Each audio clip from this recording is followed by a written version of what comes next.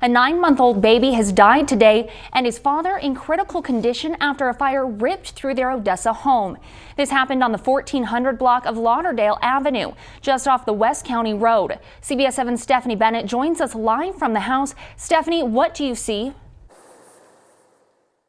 Julia, just a few moments ago, the scene here was very active, even 8 hours after the fire. Now, right now, we are standing in front of the house, and from the outside, you really can't see much damage, but city spokesperson Andrea Goodson says the inside is a total loss, and she even describes the house as unlivable. Just after 2 p.m., Odessa Fire Rescue arrived at the suburban home. When they got there, a man was trying to put out the flames. I know that he did have some burns as well as some smoke inhalation. Also, a police officer, who was one of the first on scene, was taken to the hospital for smoke inhalation as well. The fire marshal's office is just now able to go into the structure to start their investigation. Goodson says what caused the fire is still unknown. Once they got on scene, they were able to knock down the fire within 10 minutes. Now, the father of the 9-month-old baby boy was airlifted to Lubbock. He is in critical condition tonight, and there were also 2 other children who lived in this home. Now, they were not there at the time of the fire. Fortunately, they were visiting with neighbors. Live in Odessa, Stephanie Bennett, CBS 7 News. Stephanie, thank you. Haley Dunn was laid to rest this afternoon, according to the Hope for Haley Dunn Facebook page. They say both sides of the family were notified and that word was passed through the Justice of the Peace, family, and Facebook. Haley Dunn went missing in Colorado City in December of 2010.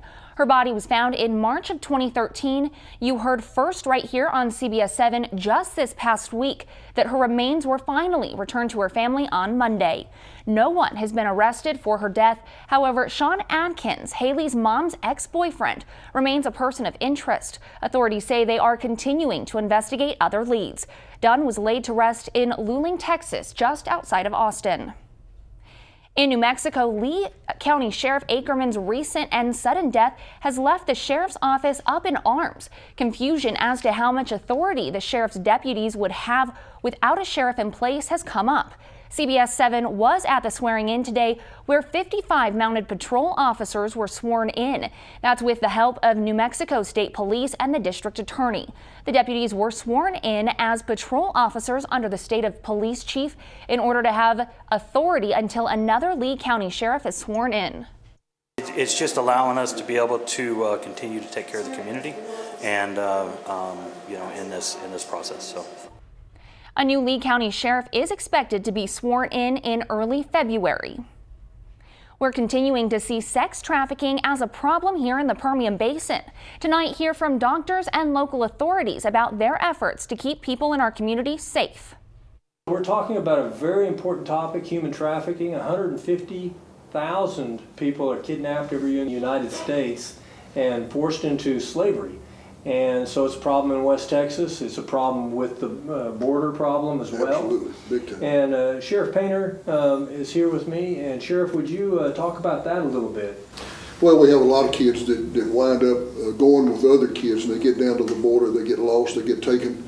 There are people on the border in Mexico that traffic in human beings. It is real. They do it, and it happens all the time. And unfortunately, you can't always get them back out of Mexico alive. You cannot get them back out of Mexico unharmed. And those are things that we try to work on. If we know that that's where they're at, if we know that that's where they're headed, we can get a hold of the Mexican authorities, and they will work with us very closely and try to get those people to turn the individual loose and get them back. And that's our goal, is to get them back safe. Yes. But whenever they get down to the Mexico border, people need to understand the law is different.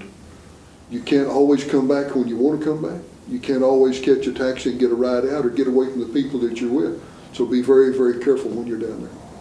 I appreciate that. That's good advice, Sheriff. There's a connection probably with the drug industry, which is out here and everywhere.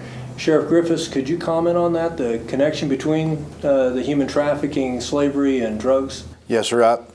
A lot of these individuals that prey on these kids that enslaved, they furnish them with drugs and alcohol and make those individuals dependent on them for those substances, and in turn they will perform whatever services or labor that this pimp or whatever you want to call him is needing them to do. And these kids have nowhere else to turn at that point, and that's why us in law enforcement are trying to target these individuals, and there's an organization like the doctors here that tries to take care of that kind of stuff. Thank you, Sheriff Griffiths. And we'll be talking more about this topic, and so stay. And in Dallas, officials say 9 people are being released after they were detained overnight at the Dallas-Fort Worth International Airport in the wake of President Donald Trump's travel ban, barring citizens of 7 predominantly Muslim nations from entry into the U.S. Dallas Mayor Mike Rawlings' office said Sunday that all 9 were in the process of being released. U.S. Customs and Border Protection also notified airport officials of the release. Texas representatives for the Council on American Islamic Relations say the majority of those detained are Iranian. Airport officials say upward of 800 people gathered at the airport Sunday to protest the detention. It was the second day of protests at the airport following Trump's executive order Friday. Other protests were held elsewhere in Texas, including particularly large gatherings in Houston and at the Austin airport. Former President George H.W. Bush remains in the Houston hospital tonight. It was reported Thursday that the 41st president was taking his last round of antibiotics and could be discharged this weekend. However, CBS 7 reached out to the family's spokesperson, Jim McGrath, who said President Bush has yet to leave the hospital. The former president was admitted to the Houston Methodist Hospital a little over 2 weeks ago. There is still much more coming up on CBS 7 News at 10. Taking care of yourself is already important, but it's especially important if you're pregnant. After the break, hear tips for working out when you're expecting.